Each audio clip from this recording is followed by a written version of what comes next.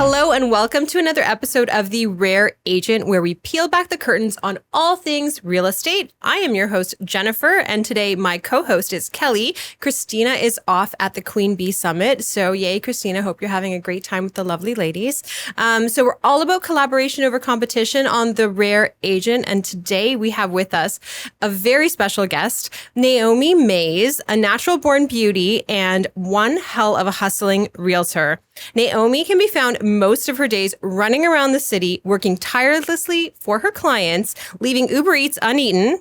I can speak to that, but crushing it consistently. Welcome, Naomi. I am so happy that you are here and joining us today.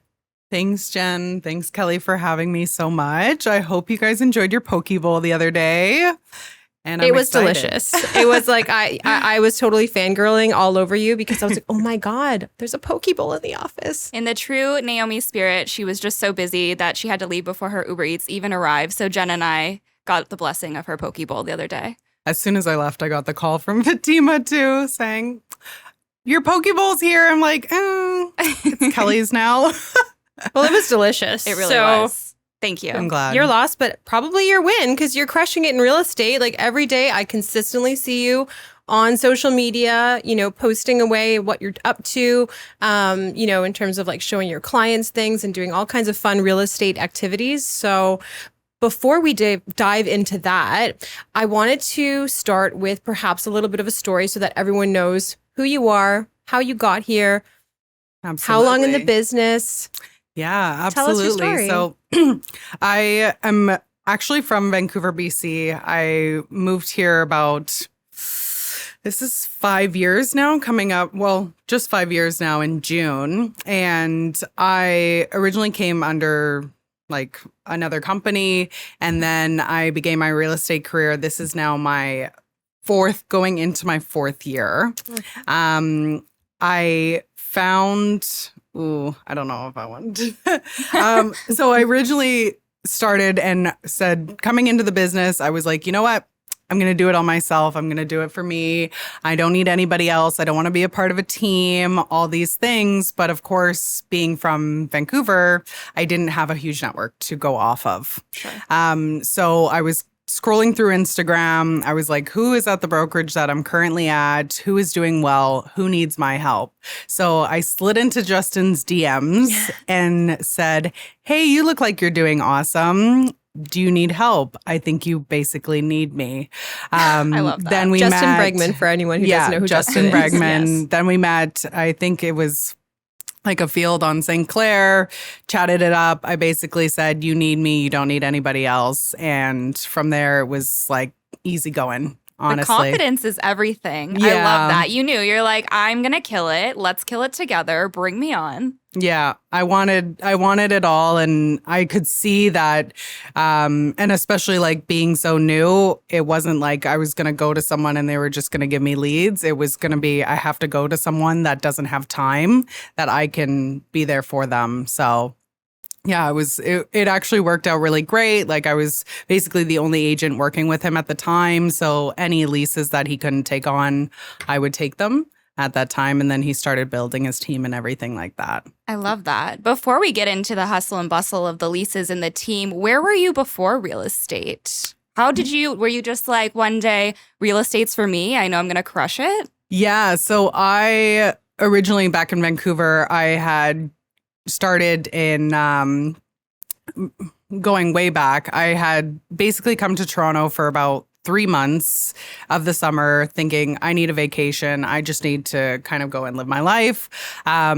Spent the summer here, absolutely loved it. Then had to go back to reality in Vancouver. A couple of my friends were working at Nordstrom at the time that had a really great commission structure, which we know they don't now. We know where they went. We know where that all went. But basically working with them, I started in sales. I went from activewear and I was the number one seller in that department. Of course you were. And then basically I had met my now fiance when I was in my trip in Vancouver or Toronto. And he basically said, hey, like, are you going to come and live in Toronto? And I was like, okay, let me figure this out. I know there's a Nordstrom in Toronto. Let me see what I can do. So I reached out to Nordstrom, say, hey, can you relocate me to Toronto? And they said, yeah. They threw me in POV coats, which is like, I would say mature women. Oh, gotcha. And the coats department. And then I ended up selling around 500,000 in clothing. Wow. In 9 months. Some serious So, yeah. You're epic. Like, you're like, my mind is blown. I love it. What a natural transition. You're like, if I can do this with coats, imagine what I can do with homes. Yeah, absolutely. And then from there, after 9 months, it was like 9 months at the Toronto Yorkdale. And then they promoted me to assistant manager. And then I was doing selling, but also managing a bunch of girls that were my age at the time, which I was 21 or 2. So you can imagine how fun that was. So fun. When the personalities were just all day, every day. Nobody was listening. I was like, oh my God, like, why don't you guys want to work? It's just work. You get more money, more commission, all these things. And then basically one of my friends had become a realtor and she's like, Naomi, like, you're selling so much. You're great with people. Like, why are you here? You can go and work for yourself, become a realtor. It's great money. It's great. It's like one step up from selling clothes, like all these things. And I was like, you know what? I'm going to try it. So I did my 9 months at Nordstrom. Then I quit as soon as I had my license. I quit 2 weeks early and was like, okay, now what? And basically, I had quit too early and had to ask my lovely fiance to kind of support me as we were renting and stuff. But it took me 4 months to do my first deal for a lease. And then after that, it was boom, boom, boom, boom, boom. In the summer, I had reached out to Justin. And then The rest is history. Pretty much the rest is history. Yeah. That's amazing. I love that story. Just an absolute natural transition from you found out what your strengths were and you went with it. So, and now here you are, you're with Justin, hustling your way through leases at first. And I feel like you have now recently transitioned from a lot of leases and now you're helping people buy and sell, correct? Yeah. So basically I do about 80 to 100 transactions a year. Like from the beginning of my career, it was Okay, like, just stop. I was Do gonna say, you I wanna sleep? drop a bomb. Wait, No, boom, I like, actually- do you sleep? Yeah, so it's funny because I don't work any less now than I did before, being more buyer focused. It's more of just the transactions are kind of switching itself. So I would be doing 8 to 10 leases a month before, and now I'm doing about 1 or 2 buys a month with maybe 4 leases a month. So still kind of that average, roughly probably about 75 transactions this year. I'm already at 50. Casual. So just a casual throw in. But yeah, it's been quite the transition. Like a lot of it is referrals, my clients growing with me, which I absolutely love. Like that is probably my number one. Like I become close with my clients through the leasing process. sure. And then I keep in touch with them. And then I'm like, hey, like, what's your next move? What's going on in your life? And we just kind of keep that relationship going and going. Like I'm on to my 3rd transaction with a lot of my clients right now. And it's really exciting. Like especially when they don't think that they could be a first time home buyer and you're able to open that up to them and get them connected to the mortgage broker who they need or somebody else that they can talk to and you be kind of there with them step by step. It's really, really nice to see and it's so exciting as well. It's kind of like you become an extended part of their family, like throughout the years, right? You're like 100%. seeing them grow, like as like perhaps like, you know, people are single and then they couple up and then they get married and then so on and so forth, right? So that's really sweet. I really want to ask you actually about your, so I am jumping into more of the leasing and the buying questions, but I really want to ask you, what does your follow-up look like? What does your nurture process for these clients look like? Just for like the newer agents out there that are looking to get started and inspired by you and your hustle. So I have basically, when I get on a first call with someone, I always want to have that first initial introduction, at least put a voice to the name so they can kind of feel my personality, feel how warm I am, feel kind of what I'm going to do for them. And then I get them started. I have like the email template sending that everybody does. And then it would just be kind of that drip campaign, following up with them, seeing how the search is going. And then once we're able to secure that home for them, following up with them and seeing how their condo is going or how that's going about a month after, and then 3 months, and then again in 6 months, and seeing where they're at and whether they're looking to make a move or whether they're looking to stay. A lot of at the beginning of the year, since all the COVID craziness and the rental market increasing by over 20%, a lot of the calls were, hey, Naomi, my landlord wants to raise it by $1,000. So we're taking a look back into the market and saying, okay, well, he's crazy. And he cannot do this. A lot of it was also like they want to sell and they're kicking us out. Well, no, that's not how it works.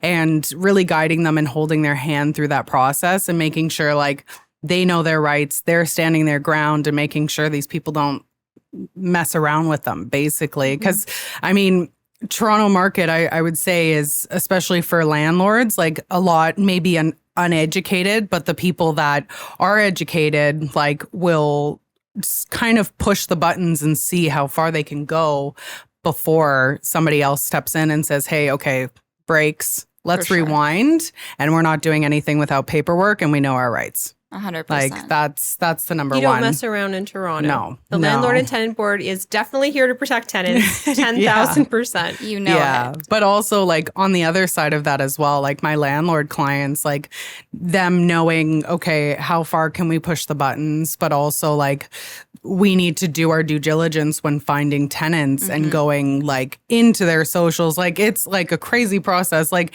it's crazier than applying for a mortgage, to be honest. So it's like I'm checking your socials. I'm checking, okay, are you Googleable, which is my favorite word. I'm like, if I can find you on Google and you've got a whole train, awesome. Like that is a good one.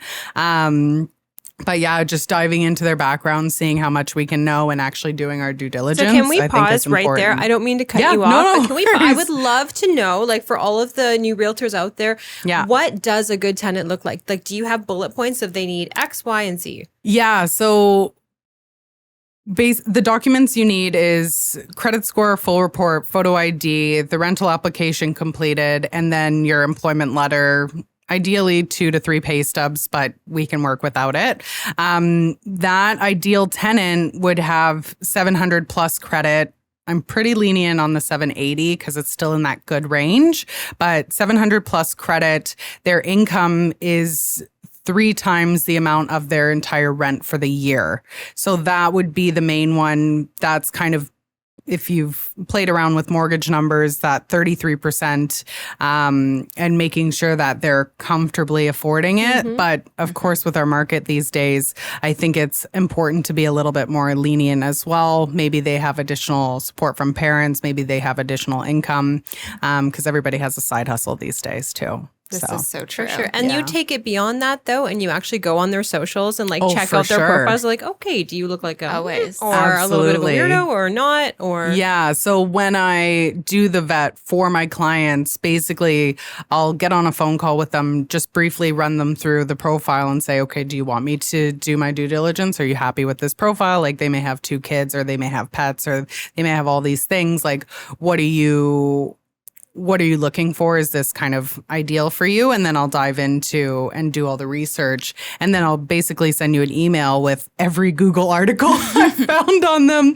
Their social media is like, if it's their parents and they're a guarantor, I've got all their parents' Google options on there. I, as far as I could possibly go without calling the Metropolitan Police, I go that far. So Yeah. That's awesome. I have a couple questions to hop into all of that because I feel like you're just giving us so much knowledge. So when we talk about the way that you're following up with these perhaps lease clients that you had in the beginning and you're nurturing those relationships, do you use a CRM first of all? Because Justin does Does not. Yeah. So I have paid for Follow Up Boss. Has Follow Up Boss been used? We've Maybe. paid and We are canceled so 17 guilty. times. Don't I feel think. bad about that. It's okay. Maybe, but just a little nugget that we'll probably talk about is now I have a VA who's getting me caught up to all that stuff and putting that stuff in. So it's a goal. It's on the wall. But in terms of following up, like it's the reminders in my phone. It's putting it into my Google Calendar. I recently switched from all paper to paper planner girl to now I'm actually on like Google Calendar and stuff like that. So I'm growing up. Love that. And then also you're a more modern agent. We've spoken to some people on this podcast that have been in the industry for 10, 15, 20 years. As a modern agent, do you make a lot of phone calls? How do you tend to communicate with your clients? I am a texter. Yeah. Or an emailer. If I'm really close with them, I do give them the phone call. If I've had like my thing with my clients is I always like to throw my personality kind of all the way in it. I'll say what I say. I crack jokes. Like I make like the kind of basement horror movie joke every single basement that I walk into, no matter what house it is.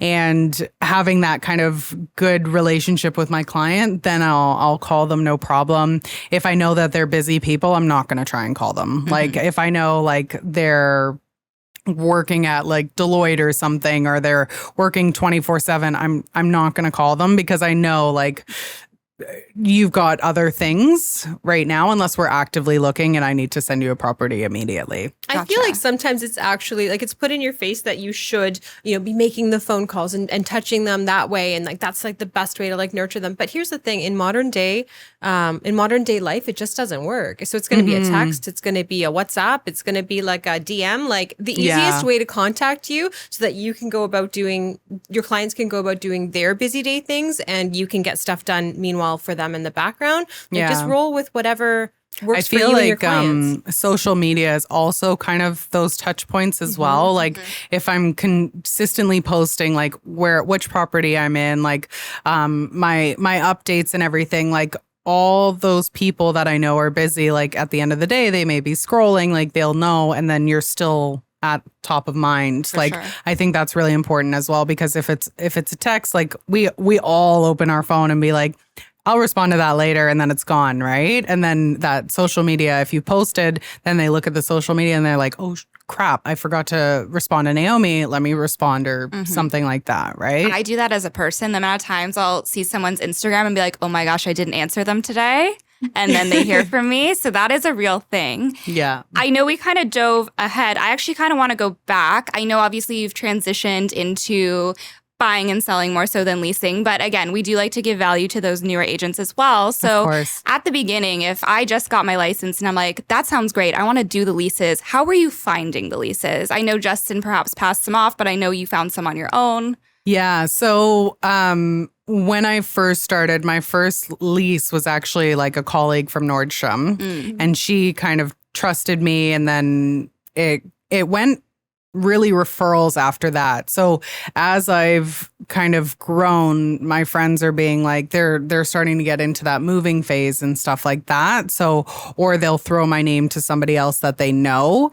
A great one that a lot of agents do, but I think maybe abuse it too much, is they'll post on Facebook Marketplace, post on PadMapper, post on View It, post on rentals.ca and those places to get new agents, new clients. But the missing piece is they're misrepresenting and they're saying like, this is my property. Right. They're not taking that piece. And when you get that Facebook DM that says, hey, is this still available? And making sure that those are updated, because we all have those clients that send us not updated Facebook Marketplace posts, that making sure like okay, they're not working with an agent, or that the properties that you have posted are actively available so you can show them. Because if it's not available, then most people are just going to say, okay, great, and never respond to you again. So that's not really a great way to convert somebody. For sure.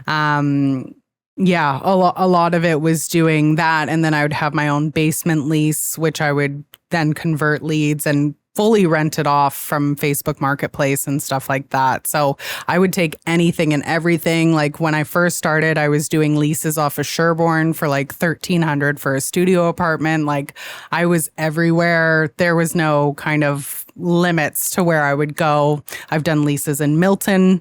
I've done leases in Hamilton. I've gone to. Like now, of course, it's a little bit much, but back in the day, anything goes. Anything goes. That's awesome. Again, we like to get into kind of this nitty gritty because we know that's the value that people look for when they're listening. So as you've transitioned into working more so with buyers and sellers, we obviously know you've built up a great database of people that trust you and refer to you. Do you have any colder lead generation strategies that you work with nowadays, or is it pretty much with your database? You know, I tried Agent Locator, which I know a couple agents do, and it isn't for me. Like I tried the cold calling, like let's get you set up, but I'm terrible at following up if it's a cold call. Gotcha. And then it's like we didn't kind of establish any warm connection. Like I'm not going to call you, because the biggest thing for me is I hate feeling annoying. Like that is my one thing. Like some people, Justin will go in there, like, you know, like keep going. And it like works for him. But like I work so differently. Like I am the nice, I'm the soft, I am the, let's be friends, you know, let's be friends. Let's go shopping, like shopping for properties. Like a lot of my clients have the same taste as me. So it's really working with the warm people and the people that I've had before.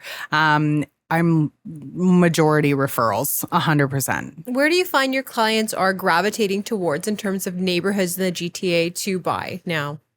So, like, were they, sorry to cut you off, but were they transitioning from, like, were you predominantly doing leases in one particular neighborhood, like downtown, for example? And then from there, where are they going? Yeah, so most of my leases are downtown Toronto.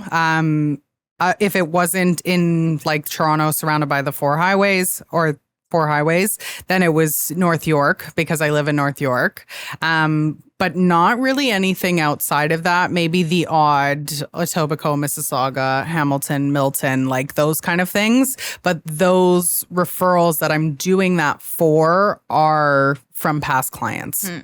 So I'm not taking somebody that I've never met before, because there's no really rapport. So I wouldn't want to go out to Hamilton one day and show them 10 properties and take 3 hours out of my day and then them say, oh, we rented with someone else. So do you find, though, that those lease clients are now transitioning into like condos downtown, or are they going into like suburbs of GTA? Where are they buying? So the clients that I've had downtown that are buying, so one I recently did in Mississauga. They're looking to build their family, which is really nice. Shout out. And then I have my other one. She was renting downtown and she moved to the east side. Got it. So she's still within the DVP, but she's in like Moss Park area on Adelaide, where they're doing all the developments and stuff. Beautiful. Yeah. So it's just more so like driving to qualify wherever their family is going. Yeah. Like if it's the buyer leads that I'm getting right now, I've done a lot of kind of closer friends and personal networks, like agent referrals, which is actually coming in for me right now, which is awesome. And I'm out in Hamilton, I've been out in Hamilton. I'm out in Pickering, Oshawa, Whitby today, and then Markham as well, Vaughan, like really out in the GTA for buyers and stuff, because people want a townhome, right? Or something larger, like the condo, especially since COVID. I think if somebody can get into that entry level price point right outside of a condo, they're going to move for it. Yeah, for sure. Condos get claustrophobic real quick. You know it. Right? Yeah, especially in COVID. Yeah, 100%. Everyone was like looking for more space, for sure. That was a consistency. Yeah. So think it might be time to transition into a conversation about life balance because you are such a busy realtor. And as you just mentioned, you are traveling all over the GTA to facilitate these transactions for your clients. How do you balance it all? You have touched on having a VA. When did you get it and how did they help you? So I got a VA about 3 months ago. And I was really just trying to find somebody to offload majority my social media and then also my follow-ups as well. Because I mean, everybody needs help with follow-ups. It's just something, when you're busy right? actually transacting in day-to-day life, it's really hard to continuously remember, oh, I got to say like happy closing or, you know, how are things going? Yeah. So that was really what I wanted a VA for. They're part-time at the moment because I'm just kind of getting my feet wet. I haven't fully committed. But of course we have the team assistant as well, Diana. So my VA is just kind of me work. And then if we need lock boxes or printing and stuff like that, that's all D. But yeah, she's been helping me for the past 3 months, like all my kind of templated social media posts. I'm now getting her to kind of do client work and doing those kind of general deposit emails, closing emails, lease search emails, buyer onboard emails, those kind of things.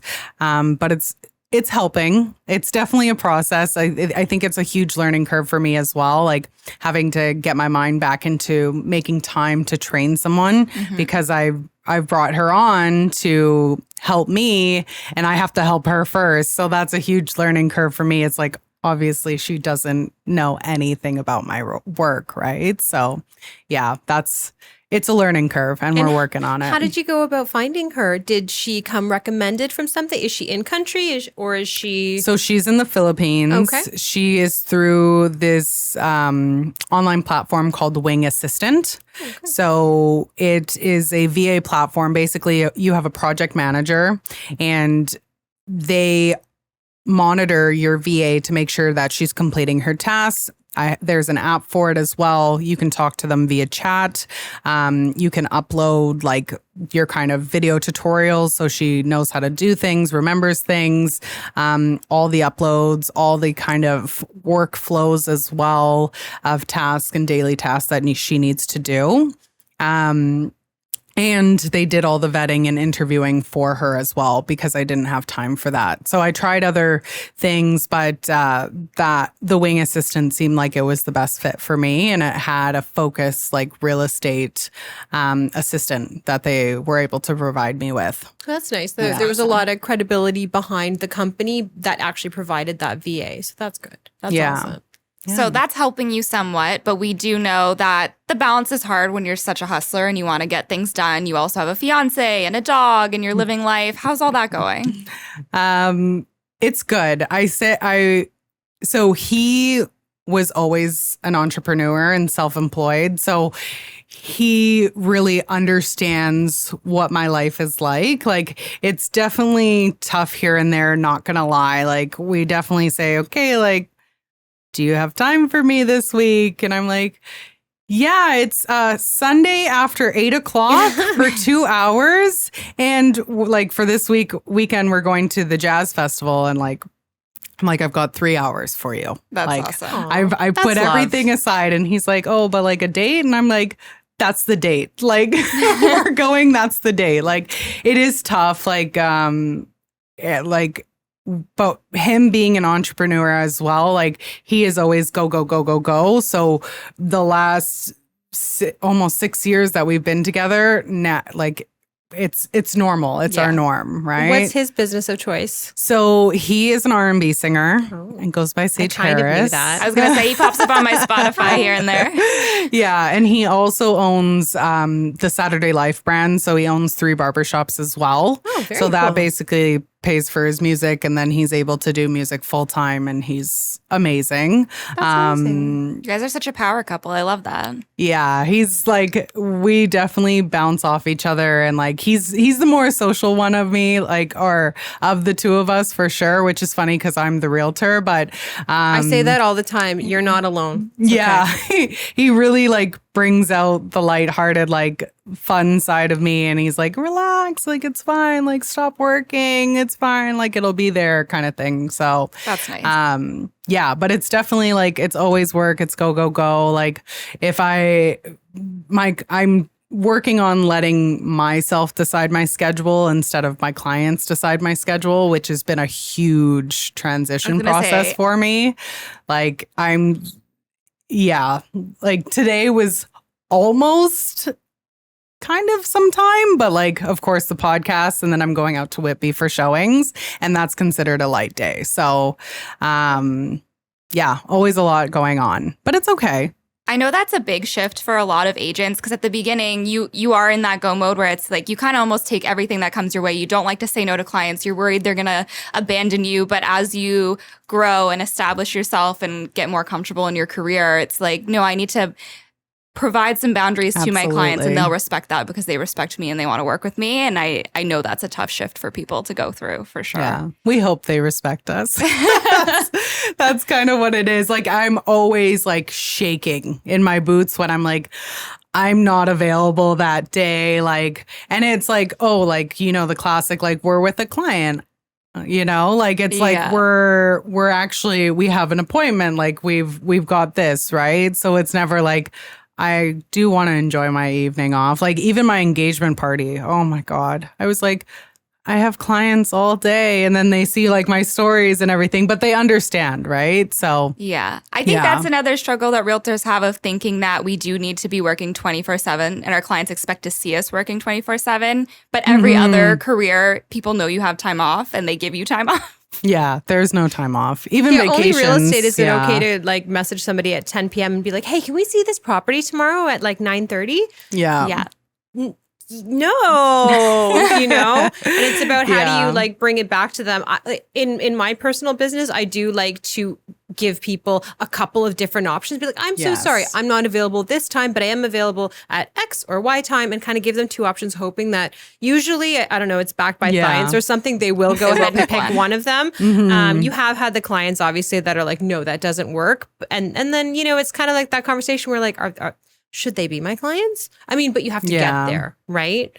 It is tough. Like I don't think if I can't do something, and this is like my toxic personality trait, is like I will try and find somebody on the team that can.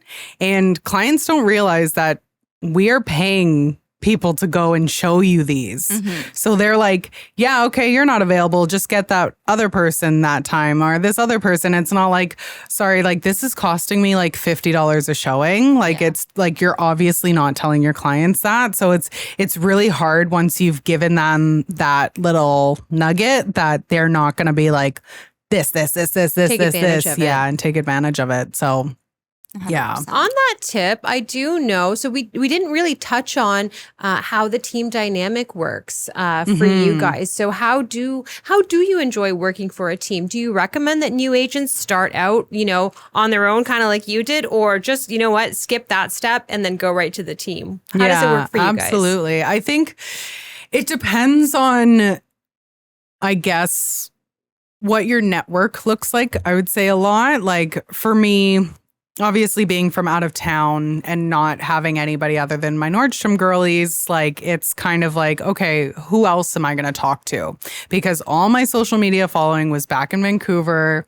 Everybody that I knew here, we were like 20 years old. Like they're not renting anything. Everybody's living at home still. Like we are the only friends out of our group at that time that have moved out of the house. And that was like my fault. Like, you know, I'm living with the mom. So, yeah. So I think for people that don't maybe have an established network or grew up here, I think joining a team is really great. But I also think like a huge thing for me when joining the team was like, I am a priority. I hustle. I work hard. Like, you need to understand that. I'm not just joining your team and I'm not just going to sit here and wait for leads. Like, tell me how to get them. I'm going to go get them. If you have anything you can't take on, I'm right here anytime. Call me at night. Justin tries to call me at 11 p.m. at night. I pick up basically every time. Sometimes I say no now. But I basically pick up every time and I'm like, what is it? Like we're always ready to go. And like that's the huge thing about joining a team. I think like a lot of people, not necessarily on our team, but that join and they're like, where's the leads? Like that's not how it works, you know? And I think that's a huge thing that's missing. And like we just don't talk about it, you know? Like how would you know? Like you join a team or you join a brokerage and they always say leads, leads, leads. But you need to work and you need to ask. All you need to do is ask, and then you need to show that you do the work. I think that's huge. That's really it. I think when we talk about corporate jobs a lot, it's about show your value before you ask. And in real estate, I think a lot of people just show up asking because I think that's how it works. And you showed your value. You didn't just show up asking. And I think that's so important. If you're going to join a team, you need to be giving value and providing to them in the same capacity you want them to provide to you. Yeah, absolutely. Like always ask. What did Christina say? Closed mouths don't get fed. There you go. Yes. I was like, yes, I love they don't. Okay. Go ahead. Are you getting into the fun? Because I have just one more question. I was totally going to get into one the more fun question stuff. because we just love Naomi and her brain. My last one before we get into the fun stuff is I just wanted to talk to you quickly about goals. Yes. Obviously, you've accomplished so much in the last 4 years, and I've talked to you previously about your goals and your big plans, and you're like, no, I knew I was going to do it. So how do you set yourself up for success with your goal setting? Yeah, so I have a mood board at the beginning of every year. It's like on my laptop. And then I set out my goals as well. So after that really first year, I was able to say, okay, like my first year in the business, I won Rookie of the Year. And I did maybe 100 leases. Wow. Maybe 130. I'm not too sure. I don't remember. You are insane. Oh my God. I love it. Okay. Yeah. So I had done that many leases and I was like, okay, the next year. And this is why Adam makes fun of me because I set the goals based on the awards. So at that time, the brokerage that I was at, you needed to make 100K. And I was like, okay, that's 100 leases.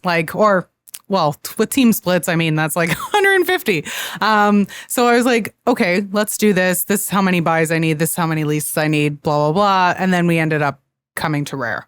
So that kind of messed me up. But basically, at the beginning of every year, I set these goals and I'm like, okay, this is next. This is next. This is next. And so this year I'm going for, I think it's the Pinnacle Award. I do want the Tycoon, but I love it. I remember sitting with you at the awards lunch and you're like, I'm getting that one next year. I was like, yes, you are. Girl, absolutely. Yeah. So I write everything down. Like I've got like the Pinterest board. Like I've got what my bank account's going to look like at the end of the year. Last year I had my car. You got the car. I got my car at the end of the year. I had my like first house. Like I got my condo. Like it was like manifesting like everything. Like, and I have the 5-minute journal. So I write down every day. I'm like, I am thankful for like my career that earns me millions a year. Like I am like, I like that. All the way Future committed. self, like grateful for. Throw it out there. I think it's important to like think of it but my problem is I don't reflect too much. So that's why it's like always go, go, go, go, go. But I'm like, okay, like how do I get to 500K this year? How do I get to 250K this year? Like I am like, okay, where are we at this point in time? This is what I need. And I was like calling Justin. And I was like, and I always complain and I say, I just want some like sale listings, blah, blah, blah. And now I have 3 sale listings coming out. Nice. Like, and this was 3 weeks ago. Like it's just, you just keep talking about it. And then it happens. Like it's propelling you forward. It's like forward momentum. Yeah. And obviously like you're doing the work to kind of get yourself there and everything. You know, I was going to say don't the words, throw it right? out there. No, a lot of people manifest. I'm like $1 million. And then they sit there and it's like, but you're out there doing you put in the work to actually get the $1 million. Yeah. You're going to get there. I feel like I'm gonna going to work for you one day. Right? 100%. Yeah. Future tycoon. Yeah. The big thing for me was like when I first started the business, I was like, okay, like Adam, how do I be on my own? Like, I don't need Justin forever, blah, blah, blah. Like Justin knows this stuff. And then like now I'm like, okay, obviously one day I'm going to want to have kids. One day I'm going to want to have a big family. Like, I am very happy where I am. I'm like, Justin, as long as I make $1 million a year, I was going to say, good. How do we get you'll there? be partner. It's fine. Just be like, Justin, throw my name up there. Yeah, exactly. Like it's like I am like streamlining my goals, and I am on. I'm doing fairly well, I think. But I have my goals set, and I keep moving up and up and up and up, and like I am very content-ish. I'm not gonna say content, So but with where I am and like where I'm going. So I think like, and still working all the time, but yeah. No, it's amazing to watch you. I get tired watching you, but it's amazing watching you. No, but you can also just see that you're hungry. You know, you can definitely see that. I know that you're tired. I totally, I totally get that now just from speaking with you, but you can just see the hunger in you and that ambition, and you're on your way to like crushing it. You are crushing it. So yeah, thank you. Okay, so we have to talk about fun stuff. We always ask people here, and considering you did 130, if not more, leases in 1 year, you got a story. You got some fun stories. I want to know your best, or like just tell me like what's your craziest, wackiest like real estate story? What happened? They kind of come at me like when I think about them, like I'd have to sit in like a room in the dark for a bit and think about them. But the one that always comes back to me was one of my first clients. We were looking in freehold homes, and we ended up in like a frat house, basically. And we were in the basement unit. And we realized there were 6 guys upstairs, and this was like for my couple, and like the basement was beautiful. This was like back in the day, like doing basements and everything. And there were 6 guys upstairs, like drinking, like having a good time, doing a barbecue on the weekend, everything. And we were like, okay, like, how loud is the sound? Like, are they going to be having parties? Like, what is kind of worst case scenario if we need to sleep? Like, my client was a cop, so he works either day shifts or night shifts rotating, right? So we were like, okay, like, how would we know? So I go upstairs, and this was like, I was cute. I walk upstairs and I'm like, hey guys, like, do you mind if I like come inside and like jump up and down in your house? And they were like, yeah, sure. Let's all jump up and down. I was like, okay, guys. I was like, stay downstairs and we're going to jump up and down and throw a party for a second. And so we like all 7 of us, like all the guys, me, go in the house and start jumping up and down and screaming at the top of our lungs to see if the soundproofing was good. I love it. That's hilarious. That's commitment. So and sweet. I was like, and then we came out, we were laughing for days, but like they didn't go with the place because it definitely wasn't soundproof enough. But, and like who wants 6 frat boys above you? But yeah, like it was just like one of those like fun moments that I'll remember forever. Like it was just like a good time, you know? Naomi, quality control. Quality control. Is. Yeah. She got you covered. Okay. So we have reached the end of our podcast, but before we let you go, we have to ask you these 3 questions. It's called the Rare Roundup. I was going to say, did we name it? The Rare Roundup. Because I listened to Cash's and we didn't call it out. We didn't call it Rare out? Roundup. It's the Rare Roundup. Cue up Okay. some music. Bum-ba-da-da. Okay. Anyways, what is your favorite GTA neighborhood? Ooh, Rosedale. Love that. Classic. Hello. Yeah. Like the wealth, capital, aesthetic, energy, all of it. Love it. Okay. As a busy realtor, what is your favorite fast food go-to? We know Tim Hortons is Oh my most goodness. common, but Yeah. what's your favorite? Oh, if I could eat whatever I want and not gain any weight, Just like stuff in your face. McDonald's. McDonald's. I Love love that. it. What's your order? It is a quarter pounder with cheese, large fries upgrade, and Diet Coke. Atta girl. Because you got to that. be healthy. Atta girl. Balance. It's all Atta about girl. balance. Dude, Yeah. I had A&W onion rings last night, and I just gave her. It was so good. Love It was that. delicious. I loved it. Anyways, okay. And lastly, what do you believe makes an agent rare? Ooh, the hustle.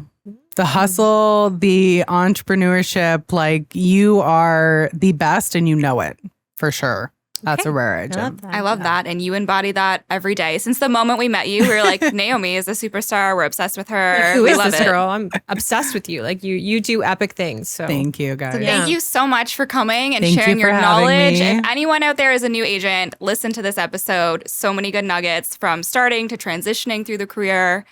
It's been so great to have you. If anyone wants to follow you on social, where are they finding you? I am Naomi Mayes Real Estate on Instagram. Follow her. You'll feel tired by the end of her stories every time. Thank you so much for listening and watching. If you're on YouTube, please give us a little like, subscribe, leave us a comment. If you're on Spotify or Apple, leave us a review. We would love that. Keep listening, and we'll see you next time. Thanks, guys.